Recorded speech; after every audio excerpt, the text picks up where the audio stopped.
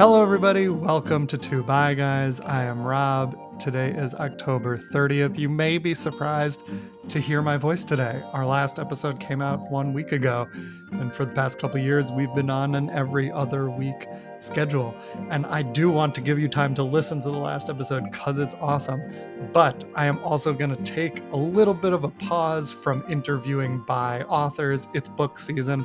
Book season will continue. I will continue. There's a few more authors I have to interview coming probably in early 2024. I'll put those out.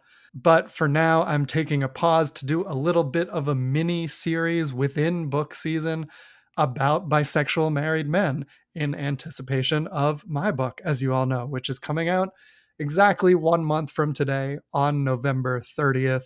You can pre-order the book now. It is available on Routledge's website, on Amazon, in other places soon. You can wait to get it in your local bookstore. And I do want to say the episode that is up from last week with Elliot Schrafer, it's on his book, Queer Ducks. Please listen. I'm cutting into your 2-week window to listen to that.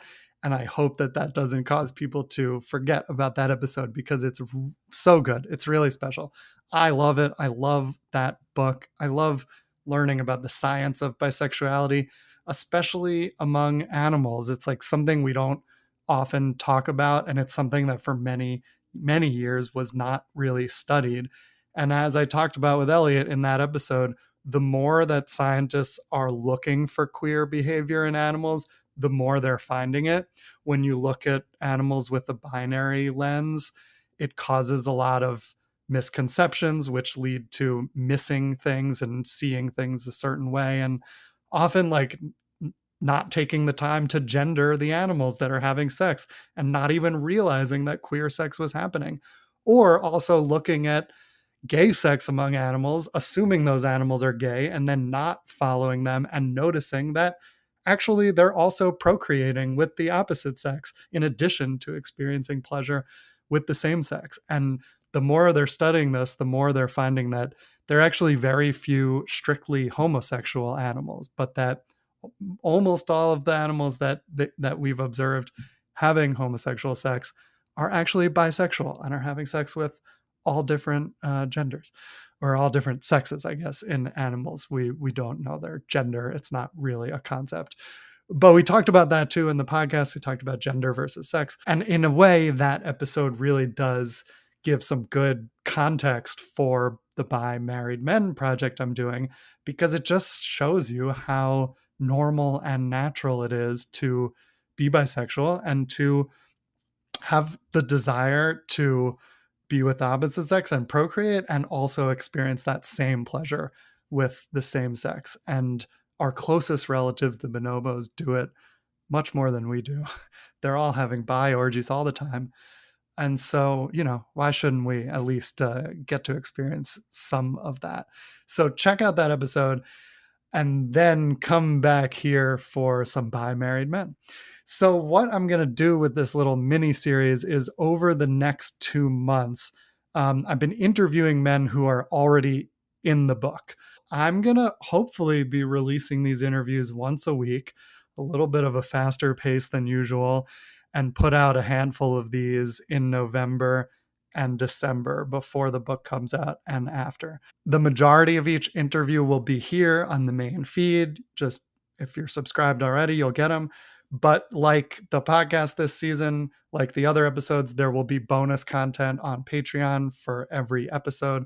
So if you haven't yet subscribed and you're interested in this topic, now's the time. There's going to be a lot of really interesting stories and perspectives from, not necessarily by activists and artists and famous people or researchers like I normally interview, but like normal people who have jobs and lives outside of the bi space and yet are working to integrate their bisexuality into their marriages and their lives. And so I really think that there's a lot of different types of stories and different types of people, but you will find connections with them if you're in this kind of situation. And I'm really looking forward to sharing all these stories in the book and on the podcast. I'm also trying a new thing for this episode. For this particular one, I'm just going to talk to you for a little bit. There will be no bonus content for this episode, but I am trying a new thing, which is video. I'm going to try to edit this video and put it up on the Patreon. And I'm going to try to do the same thing for all the interviews with guys who are willing to be on video, which isn't everyone, but is most of them. And so if you're interested in seeing these guys during our interviews, as opposed to just hearing them, which I really think helps you get a full picture and helps you see people's mannerisms and what's going through their mind a little as they're speaking, and is a valuable experience, head over to Patreon and you'll be able to see the videos. So it's patreon.com/Robert Brooks Cohen. There's a link in the show notes, a link on social media, and enjoy. Okay, so here's what I'm gonna do today. In September, I gave a little talk at the Bisexual Research Conference, which was all online on Zoom. I did about a 20-ish minute intro to the book, and I talked about some of the overall findings. And then I took some questions. I won't take questions today, but I'm going to sort of give that talk because it went well and it gives a good overview of the book and the reasons why I decided to do it. So, if you've been listening to this podcast, you know this, but let me introduce myself for anyone who's new. I am a writer and creator living between New York City and Los Angeles, mostly LA these days, but I'm back and forth a bit. I was a psychology major and film studies major in college, and then I went to school for dramatic writing at NYU, where I got an MFA. So I'm very interested in both of these spaces, the science of stuff and the psychology of queerness and bisexuality. Also interested in artistic representations of this kind of stuff. And that is what I'm working on in my writing career. I spent 7 years working at Law and Order and writing for Law and Order, and a couple years on some other shows that you've probably never heard of. And then after Law and Order, I started this podcast. It's been about 4 years of producing Two Bi Guys. There were two of us, as you probably know. Alex Boyd was here and he helped me start this podcast, and it got off to a great start. He's moved on to other things, but I have continued and kept the name, even though there is just one Bi Guy today. I'm also on the leadership committee of Bi Request, which is one of the probably biggest bi group social groups in New York City. I'm also part of some bi groups out in LA that I'm loving and really trying to build bi community in general. So the book is called Bisexual Married Men, Stories of Relationships, Acceptance, and Authenticity. It comes out exactly 1 month from today on November 30th, 2023. And it is focused on bisexual men who are married to women specifically. And why is that? I want to explain why that's what I focused on, not because I think it's more important or more valid than any other experience, but I do think there was something missing in this space, and this was something that was particularly not talked about. And in a direct response to this podcast, it was something that there was a need for. And I noticed that this topic was really resonating with you guys as I was doing this podcast. So our most popular episode, the most downloads, is episode number 1. And that is sort of obvious because I think when people discover this podcast, they often go back to the beginning, start there. Our second most popular episode is The Science of Bisexuality with Dr. Julia Shaw, which also makes sense to me. I mean, she's awesome. Her book was very popular. And I think people are really interested in the science of bisexuality. That was an appropriately titled episode. After those two, what I started to notice is that every episode we put out that deals with bisexual married men, and specifically bi men who are married to women, it has double the downloads of other episodes around it. Those are the next most popular episodes besides the first two I mentioned. So clearly this topic was resonating.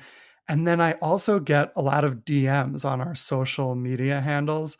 People discovering the podcast, people liking an episode, but the vast majority, I mean, not even, it's probably like 80 to 90% of messages that I get these days are from bi married men who are married to women. And many people tell me their story briefly, how long they've been married, when they came out, when they discovered the podcast, telling me that the podcast has been helpful for them accepting this or understanding the dynamics in their marriage. Many of them are not yet out to their wives. Some are out to their wives and that's it, and not out to anyone else. It's just an extremely, extremely common experience. And every week I get messages. And I realized that these men represent a huge portion of the audience of this show, and they're hungry for stories and resources. A lot of these people are asking me questions that like they can't find the answers to elsewhere. These resources just don't exist, and these stories are so hidden because sort of by definition it's tough to put yourself out there when you're in this position. And so all these guys, many of you who are probably listening to this right now, they want to hear from others in a similar situation, and they want to share their stories. And so many people think they're going through this alone, but it's actually very, very common. So in the middle of the pandemic in 2020, I had sort of paused the podcast, but I was talking to many of these guys, and I started to interview them, not knowing what the project was, just thinking it's some sort of oral history project. Didn't know it would be a book yet. In 2020, I conducted 7 interviews of about 10 people that I had reached out to. And then later, after I turned this into a book proposal and knew that I had a book deal with Routledge, I interviewed 6 more people. Interestingly, I put a call out, and that time there were over 150 people that signed up for my database. So I had to pick 6 out of 150, and I picked 6 that I thought were interesting or that filled sort of gaps in experiences from the 7 I had already done, so we could try to get a diversity of experiences. But this is not a strict scientific study. I did pick the people based on information they gave me so that I could, tell some well-rounded stories and different types of experiences. So that means it's not strictly scientific. You should not draw major conclusions from the 13 interviews I did. Though I do have a psychology background, I am a writer and storyteller, sort of first and foremost. So I approached this with a scientific mind, but these are oral histories. These are not necessarily scientific case studies. Now, why did I choose bi men who are married to women? I chose this as a starting point, and I do hope to continue this project, both with the 150 guys in my database. You're still there. I have you. But I also hope to continue it in other forms and interview more people with different experiences, including bi men who are married to men. That's not in this book at all. And it's a wonderful, valid experience that is also relatively hidden. I'd also love to explore bi married women. I'd also love to interview more trans and non-binary folks, or bi people married to trans or non-binary folks. There's a little bit of that in the book, in that I am married to a trans woman, and one of the guys I interviewed is a trans guy. Another one identifies as non-binary. But, for the most part, I did interview cis men who are married to cis women who identify as bi. So I'd love to expand on that in the future if possible. The reason I started with bi men who are married to women is really just that I think that's where the biggest discrepancy is between the number of people in this category and the amount of resources about this experience. There are just so many people here and so few resources. So I really wanted to help bridge that gap. There are other gaps we need to bridge, but this was the biggest chasm. And so I'm starting there. 88% of bi people end up with a different gender partner. That's the current statistic. It's probably going to change in the future. And I talk in the book about why that is, but there are many reasons, but 88%, I'll say it again, of bi people end up with a different gender partner.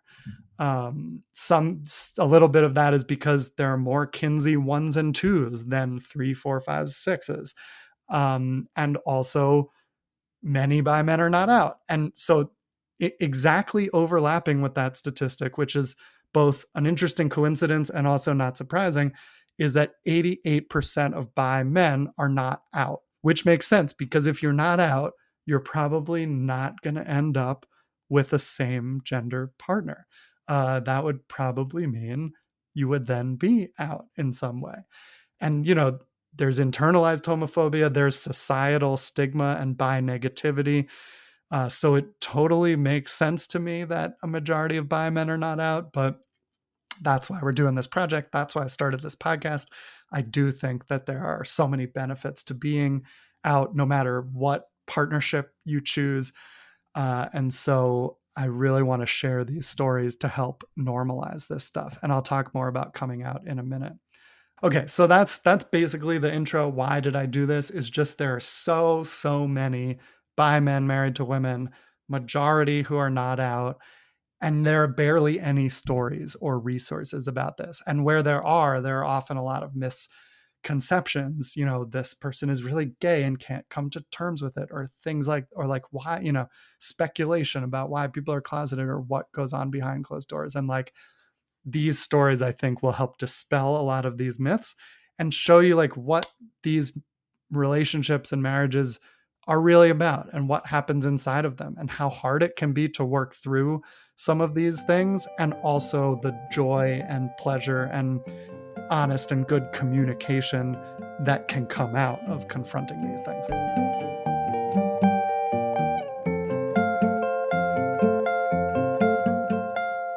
So today, I wanted to talk about 5 or 6 key takeaways I had from doing all these interviews.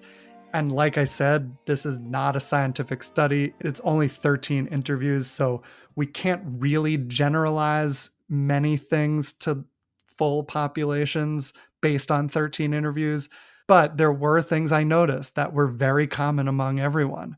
And even with a small sample size, that actually can be significant. And I'm also just going to talk about some anecdotal things I noticed, which I do think are representative of other people. I can't say exactly the percentage of how many people this applies to or how common things might be, but I will talk a little bit about things I just suspect that the people I interviewed are not the only ones who have been through that or feel that way. And of course, to actually hear about each of these stories, come back next week, subscribe to this feed, subscribe on Patreon. You will hear their stories from their mouths directly. You'll get at least an hour with each person, and then there's more in the book. So you'll really get to the nuances of some of the stuff I'm going to talk about now. So, number one of the takeaways that I noticed is that many of the men I interviewed had non-conforming relationships with masculinity growing up. And also many of them repressed that for years. So when I interviewed everyone for the book, I talked not just about their marriage, but about their childhood, their family, where they grew up, what it was like. And so many of them didn't feel like, quote, normal boys. Like many had more traditionally feminine interests. Many felt like they were outsiders or othered in some way. And for some, that helped connect them to their bisexuality or sexual fluidity at a younger age. But for others, it did not. So it didn't necessarily determine an awareness of fluidity, but it was something that then, at this point, everyone was talked about or was able to connect back. And so, not that I think gender nonconformity leads to sexual fluidity, but it clearly is something that was associated or correlated for this group, which I found interesting and which I also personally identify with, as I have talked about on the podcast many, many times. Another key takeaway, this is actually one of the things that has stuck with me the most and really was not what I expected, but is that coming out as bi is not a binary singular event, especially for coming out to their wives. So going into this, like I thought, I was separate out who was out to their wife before they got married and who was not out to their wife until after they got married. And I thought I'd like try to get a good amount of each experience and and separate them and we could compare. But it turned out to not be that simple. Most of the men I interviewed actually had to come out to their wives multiple times, often over many years, going a little bit deeper each time. And that's often because many of us don't realize it until later in life. And many guys get married before that. So when they met their wives or got married, they didn't fully understand their sexuality or their fluidity. So some of them kept that hidden because they hadn't wrapped their heads around it. And some shared what they knew at the time, but they didn't know everything. So they couldn't possibly share everything. And they had to go deeper over time. The few people who were completely out before meeting their wives, they seem to have positive outcomes and very good communication with their partners. But this was rare in the 13 interviews that people were totally already out and comfortable or already comfortable coming out right away when they met their wives. That was a minority of the interviews.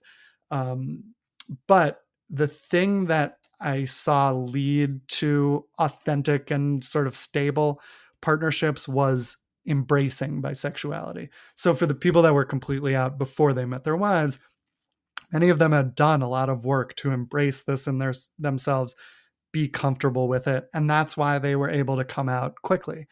But even when that didn't happen, embracing it and acknowledging it and accepting it can happen within the marriage. And when that did happen for both partners, especially when it was embraced by their wives in addition to themselves, that really led to a lot of authenticity and good communication and outcomes that they saw as positive in their marriages. I'll get to that in a minute because I don't want to say that partnerships that last forever are the only successful ones or the only measure of success.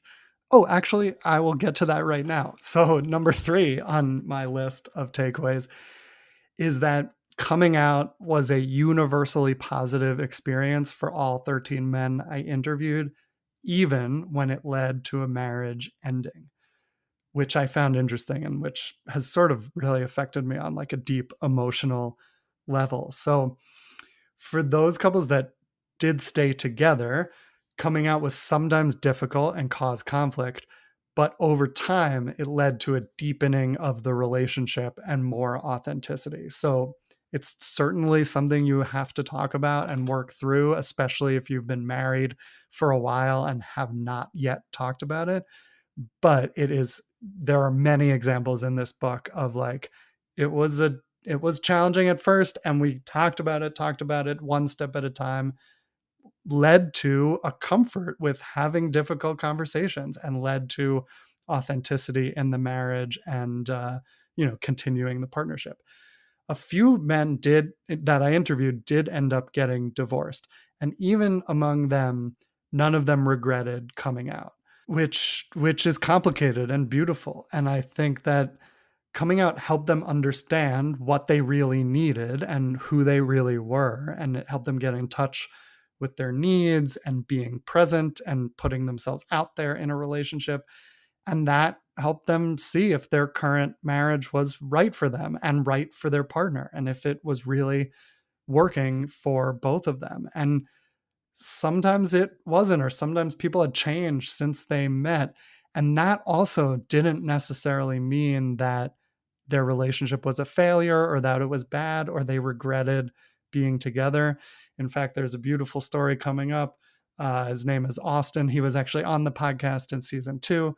He and his wife recently divorced and separated, and yet there's so much love between them still, and they're still friends and they're still co-parents, and they actually run a business together. And what they talked about is that the container for their love has changed, and that they don't feel that what they both want from a marriage and living together is in sync with each other. And so they've sort of consciously decided to move apart. And yet they still have so much that they share, and there's so much love there. And they view their relationship as a success, even though it has changed and shifted forms. And some people would look at it as it's ended, the marriage is ended. But they don't regret any of it. And I just think that's beautiful. And you should read about that story and listen to that episode. I learned so much from that. Number 4. This is just a quick one, and I think it's really interesting, and I've experienced it. But among the people I interviewed, after coming out as bi, a lot of people were surprised by who came out to them and who revealed things to them once that door was sort of open. And I've talked about this. I've had that experience a lot. So many people in my life have told me they're bi only after I've told them that I'm bi, sometimes right away, sometimes a couple years later. But I really think that it's just hiding in plain sight, so much more common than we think. And once you put yourself out there, it's going to encourage that in return. And that's been a really nice, joyful thing for me, is to learn that, like, oh, some of my good friends are also bi. And I never would have known had we not said something. And actually, in 2 cases in the book, parents of the men I interviewed came out as bi after they did. And some parents even came out as non monogamous. And they had not come out to their own children until the child came out. And it's just like, I mean, there's a lot to unpack there. And some of it we can't even unpack in the book because I'm not talking to those parents and we're not really sifting through it. But I do think that's just fascinating. I mean, to share something like this in common with a parent and not know it until your 30s or 40s. It's fascinating. It's a little fucked up. And it's, I guess, what it really is unfortunate, because, those parents, it must be really hard for them too. I mean, it's so hard for us. It's so hard for the guys I interviewed. It must be even harder for people from older generations, and even fewer examples and representation of how to talk about this, or normalizing it and saying it's okay. So I can understand why those parents kept it hidden. I also think it's so beautiful that when the people I interviewed came out, they then learned this about their own families. Okay, number 5 is about non-monogamy. So non-monogamy and bisexuality often conflated. There is some correlation, but actually, when you look at the statistics, it's only a slight correlation. I have a whole chapter about this in the book on bisexuality and non-monogamy. So, in other words, bisexuality does not equal non-monogamy. And yet, the thing that I noticed in these interviews was that non-monogamy became a topic of conversation for almost every man who came out to his wife. But not all of them needed to actually explore non-monogamy. So in other words, the conversation always came up, but it wasn't like all those men who came out wanted to be non-monogamous or needed to explore. It just came up. So I think that, it can come up from the guy's side where maybe he does want to explore. I mean, that did happen. And there are stories in the book where the guy wanted to explore and had to negotiate non-monogamy with their wives. And for some, they kept that going. For some, they tried it and they stopped. Or because of this societal biphobia and these stereotypes, women thought that that's what their husbands would want, or women were afraid that's what they would want, or they made an assumption. And so the conversation came up from their side. And often in that case, the guys were like, no, I don't want to be non-monogamous. We can remain monogamous. I just want you to know that I'm bisexual. So either way, whatever relationship style you choose, it's an important conversation to be prepared for within a marriage, when coming out as bi. Whatever the reasoning is, whichever side it's coming from, whether you want to explore non-monogamy or not, it is going to be a conversation, for better or worse. And, to be honest, I think it's for better. Even if you decide to be monogamous, I think having those conversations can only strengthen your partnership and help dispel assumptions and jealousies, and like really get to know each other better and really closely examine, like, what about non-monogamy are you interested in or not interested in? Does monogamy work for you? What do you really need in your partnership? So So I guess I will editorialize and say, I think the conversation is good no matter where you land or what you decide. The last takeaway I want to talk about are challenges for bi men, the biggest challenges for bi married men that I noticed. Number one is understanding and navigating non-monogamy. When you have that conversation above, it's a whole other can of worms. Like, there's bisexuality and a lot to talk about and work through there. There's also then a lot to understand non-monogamy, and especially if you're going to go down that road and navigate it, there's a lot to learn and a lot of communication to do and a lot of negotiation, ongoing negotiation. So totally a challenge that can be um, dealt with and in great ways, but it is a new thing for a lot of people that can be challenging. Another thing that's challenging is being in a straight passing relationship, especially after you've come out and embraced your bisexuality and you've stayed together as a couple. That can be really tough. A lot of people, once they've done all that work, they don't like to be seen as a straight couple and they want to find ways to be visibly bi. But that can be hard in a straight passing marriage. It can be hard without constantly asserting yourself and asserting your bisexuality. And sometimes doing that can leave partners feeling uneasy. It's like, why do you want to talk about this so much if we're in a monogamous marriage? And there are a lot of really good answers to that question and valid answers to that question, but that's something that has to be talked through, and it can hold people back from being fully out in the world as bi. You want to be sensitive to your partner, so that can be a challenge. And then the last thing that I think I saw was pretty challenging for people is finding community, especially bi community, but queer community in general. It's also extremely important. The couples that have found bi community specifically love it and really think it adds value to their lives and helps normalize their situation and their identities, and it's so empowering. But outside of major cities, bi community is mostly online. That's better than nothing. I mean, it's a great place to start. And if that's your only available access, it's great. But people are really craving in-person community. And I personally really saw the value of in-person community.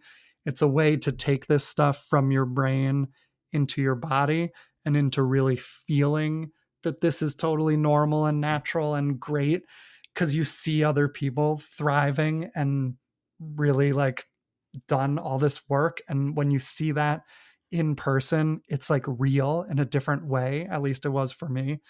And so people are craving this in-person community, and it can be hard to find, especially because, as I mentioned, 88% of bi men are not out. So if they're not seeking it, how are you going to find each other? And a lot of people just think they're alone, but they're not. Hopefully this book will help normalize things and change that. And for those who have found community, they talk about it just really being life-changing, so important, so validating. Groups that people have found seem to be amazing and sort of the best case scenario. Like, you find a bi social group. Ambi is a great one. They have chapters all over the country, but again, only in big cities, really. You can start a chapter of Ambi, go to their website. They'll help you get one started. But if you're not in a city, it can be hard to get people to come. But outside of a group, even having one bi friend is so helpful and valuable for people. There were a couple people I interviewed who haven't found a group, but they've got one friend or two friends, and not gay men, but specifically bi. Like, having that other person who really shares a fluid sexuality or an understanding of fluidity is just so helpful and validating for people. So I hope that we can build more bi community in lots of different ways after this book comes out.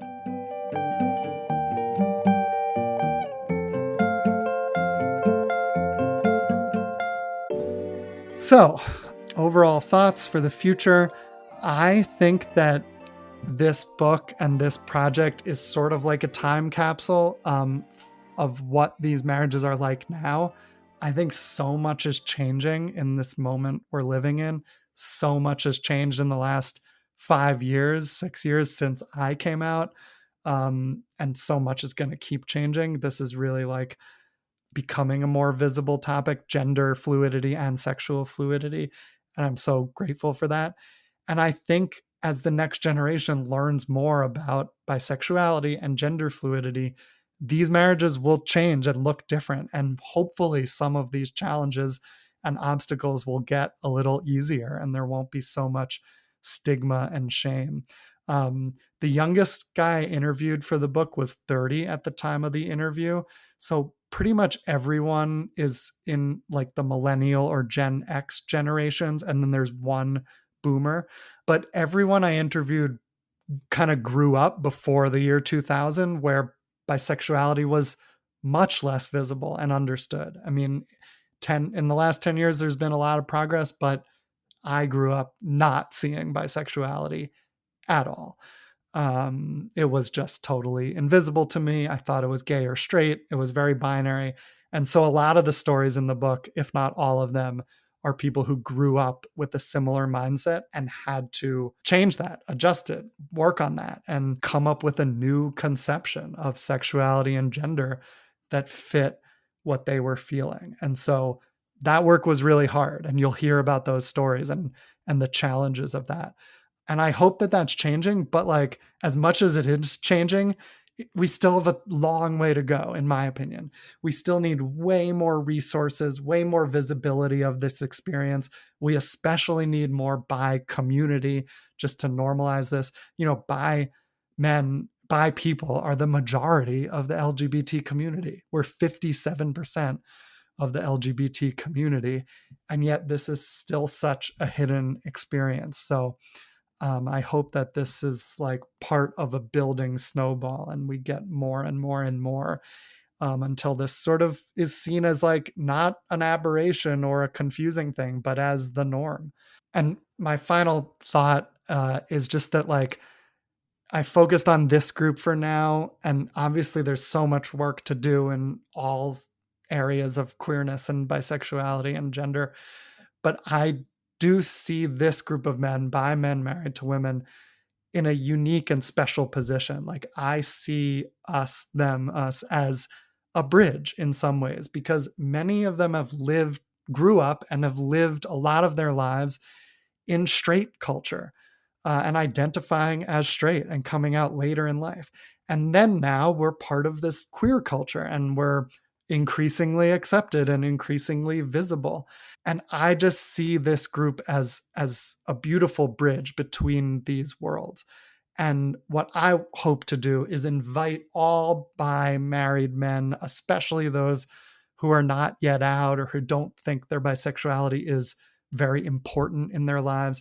I hope to invite them into queerness in ways that feel safe for them, in ways that work for their marriage and their lives. But I think it's so important to invite this group in any way they feel comfortable because we can use our unique position as bridge builders. I think we can help normalize this stuff to the cis het straight crowd who may be wary and not see this as something that is close to them. I think bi married men are in sort of a wonderful, unique position to like show that spectrum and what it is. And that very often we're looking at the ends of the spectrum, and these men are somewhere in the middle. And like it's so hidden, and that's what we really need to bridge this gap is people living in the middle of this spectrum and thriving in it and being their authentic selves within that and figuring out their place on that spectrum. And so I really am so grateful to all 13 guys I interviewed and their wives. And I'm also so grateful to the 150 men who signed up to participate, who I couldn't get to and hope to get to, but everyone who is acknowledging this for themselves and learning to embrace it for themselves and willing to share that with others. It's such important work. It's such important visibility. I'm so glad that there's more and more of us out there. And I hope that hearing these stories in the book and here on the feed will encourage more people to find that connection with others, to find that community, and to be more out in whatever way they choose and be more visible.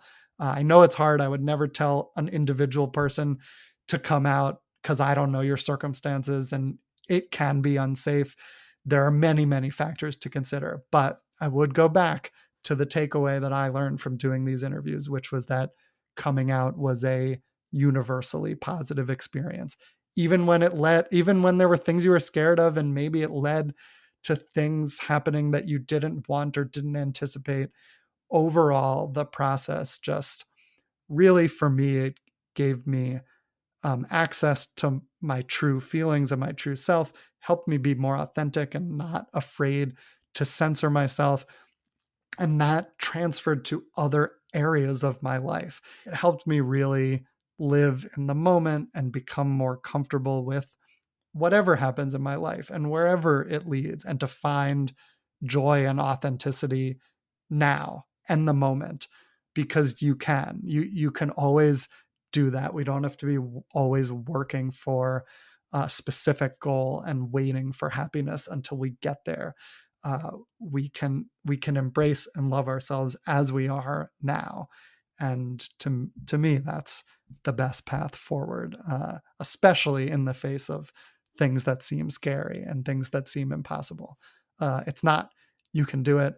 And hopefully these stories will help give you some frame of reference and some people to connect with and stories to connect with.